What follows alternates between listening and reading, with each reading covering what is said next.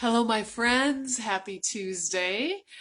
Thank you for joining me. Today is episode 121.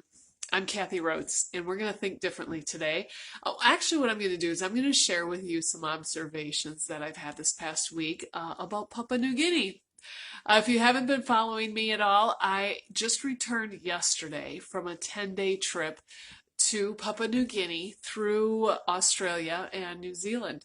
I've been posting videos and pictures on my personal Facebook page, as well as in my YouTube channel, Unity Consulting's YouTube channel. So make sure you check all that out and continue to tune in over these next few weeks because I'm going to share with you a lot of learning lessons that I experienced over the last 10 days. I gotta say though, yesterday I returned home and last night a head cold set in. I'm so thankful though, because when I was over there, I felt great. My body felt great. My stomach handled the food. I had no head cold. So I guess if it's going to hit me, okay, hit me now. We're good. It's all good. All right. So what I need you from you is I need you to be by your sink for this episode. Your kitchen sink, your bathroom sink. Just get to your sink and do some things with me here. When I went on this trip, when I left for this trip, I had a feeling that there was going to be transformation within me. It was called a transformational trip through the Maxwell team, the values tables that we were offering, and I'll talk about that in later episodes. But I knew that there's probably going to be transformation happening in me as well as what we were offering while we were over there. So for this week, what I'm going to do is I'm just going to share with you some things that I observed and I noticed while I was there. The first thing, the reason why I want you by your kitchen sink, by the way, please excuse my dirty dishes. It happens. I just want you to go and I want you to just turn on your kitchen sink. Okay? Just turn on the water. Just turn it on. Isn't that a nice convenience? Isn't that beautiful? We are so blessed. We are so blessed here in the United States to be able to just turn on our sink and have water anytime we need it. I can go over to my refrigerator back here and I can put my cup in and get fresh ice, fresh water that is clean and able for me to drink. When we arrived in Papua New Guinea last Sunday, I guess I gotta look at the calendar. I think it was the 11th is when I arrived. It was kind of raining. It was kind of a dreary night. We had a cultural event at the cultural center, and I was talking to one of the photographers who's a local Papua New Guinean.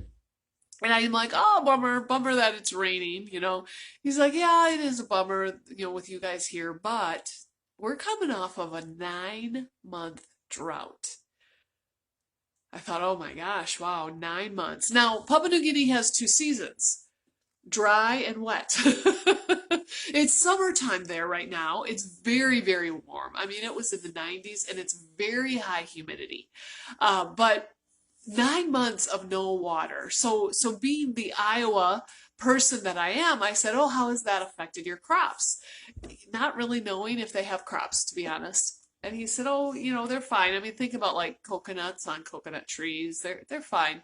He says, but we don't have running water like what I just did here in my kitchen sink. We don't have wells that are linked to our water. We have rain buckets that we fill with the rainwater. And he said, you know, I'm lucky. I have a bigger bucket. He gave me the measurements, but to be honest, they're on the metric system, so I didn't remember it. And it really didn't like mean anything to me because I just don't know metrics like I know pounds or gallons or anything like that. But I thought, wow, okay, so if you're capturing the rainwater and you're on a 9-month drought, what are you doing for water? Well, they go to the ocean to wash their clothes. To be honest, I didn't even ask about drinking water. We are so blessed to just turn it on. You know, this trip has really reminded me of the blessings that we all have. And you know what, though? The people in Papua New Guinea have blessings, right? they're creative as well. They figure it out, just like we all do. We figure it out.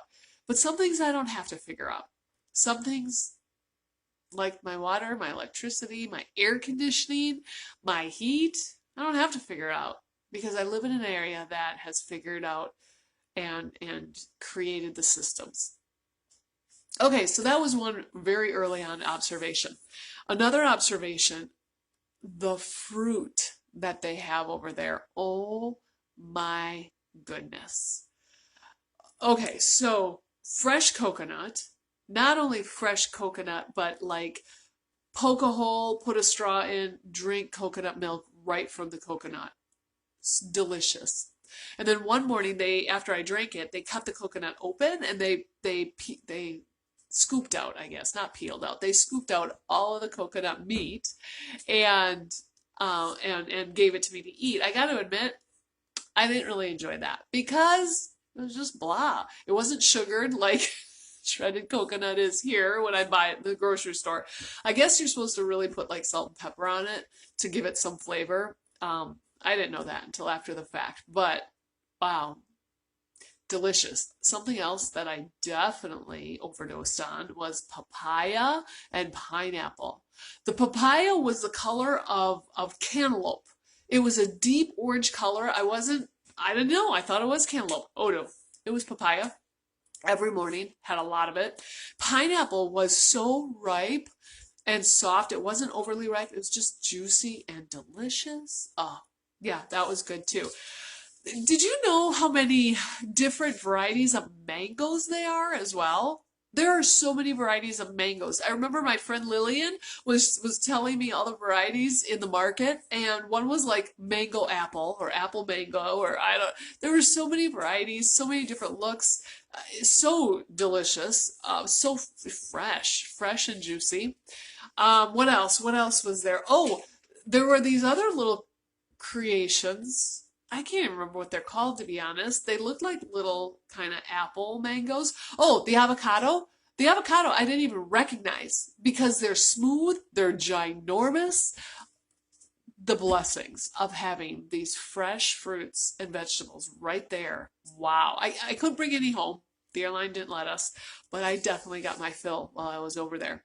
There was another fruit called the druin, Druin, something like that. The druin, and it kind of had bumpy skin on the outside. My friend Lou says it smells like hell but tastes like heaven.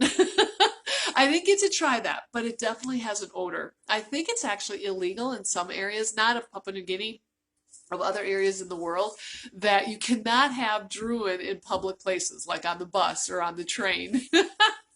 So yeah, it kind of stunk a little bit, but I guess it tastes absolutely delicious. So just to see, we went to the market on our last day in Kokopo, and to see all of these varieties and to taste a few of them, oh yeah, what a blessing. That was wonderful. That was so wonderful.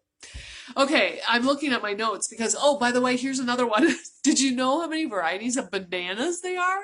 There were plantains, but there's just, yeah, I was just in awe. I love fruit. This is what I came home to, for those of you watching my video. These are the bananas I came home to. They're overly ripe. They're brown.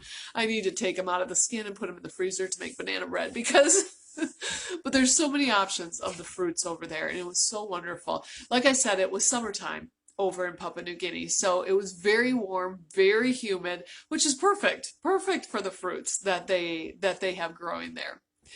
All right, the third thing that I observed during this 10-day trip was the lack of Christmas decorations in Australia and Papua New Guinea. There were some, there were a few, but when I say lack, I guess what I'm really saying is compared to the United States, we go overboard on Christmas decorations. There weren't as many over there, but what was there, it was simple, and it was very rare that you saw anything Santa Claus. I saw one. I saw one Santa Claus, and it was in the Hilton Hotel in Brisbane, Australia, on my way home. That was Saturday. Otherwise, it was Christmas trees and ornaments and garland and some color. There was a lot of like gingerbread in Australia, but not as many decorations as what we have. And I kind of forgot. I forgot that it was Christmas time for a few reasons. First of all, I'm used to smelling cinnamon and cloves and peppermint and then having a fire in the fireplace with hot chocolate. That's what I'm used to this time of year. But over there, I was smelling flowers and the fruit, so it was just kind of messing with my head. And then I would see a Christmas decoration of some sort and I'd be like, oh yeah.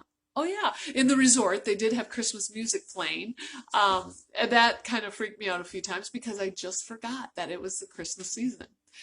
But everything about what they do, the country of Papua New Guinea is a Christian country. This season is all about Jesus. It's all about celebrating the birth of Jesus. And that was really, really wonderful to see. Yeah, we do go overboard on our lights and our decorations, and my house is not an exclusion to that. It's included in that. But the real meaning really came through when I was talking to our friends over in Papua New Guinea. So, thank you. It's really fun to go traveling because you do notice things that are not common to you. And that's my biggest excitement for traveling is to appreciate what they have. I went into a store in the airport, and one of the girls, her name's Maria, she waited on me and she was so excited to talk to me because I'm from the United States. Of course, everyone thinks you're either from LA or New York. And I said, yeah, there's more to the United States than the coasts. There's a beautiful Midwest in the middle. But they were so excited to talk to us, hear our accent. They have pretty cool accents. Talk our language. By the way, in Papua New Guinea, they do talk great English, but they also talk Pidgin, and they have, I think, what did somebody tell me? They have 800 languages and 1,000 tribes in Papua New Guinea. Thankfully, they all spoke English, and that was a blessing for us. But just to wrap up this episode here today it is fun to find those differences and to appreciate what we have, what they have. When it comes down to us as people, it's a blessing to connect with people from different areas. It's a blessing to have these experiences. It's a blessing to experience, but also appreciate. There's the word. Did I tell you I have a head cold this week? I'm losing my words. So, whether you're traveling a few hours to see family this holiday season, whether you're traveling somewhere big, maybe it's Papua New Guinea, maybe it's Cancun, maybe it's Florida, wherever it is, appreciate our differences.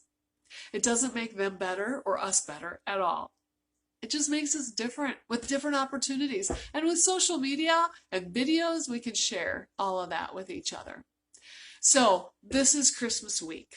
However you celebrate, whether it's putting up decorations, baking cookies, eating lots of fruit, unwrapping, wrapping presents, whatever it might be, enjoy this Christmas week.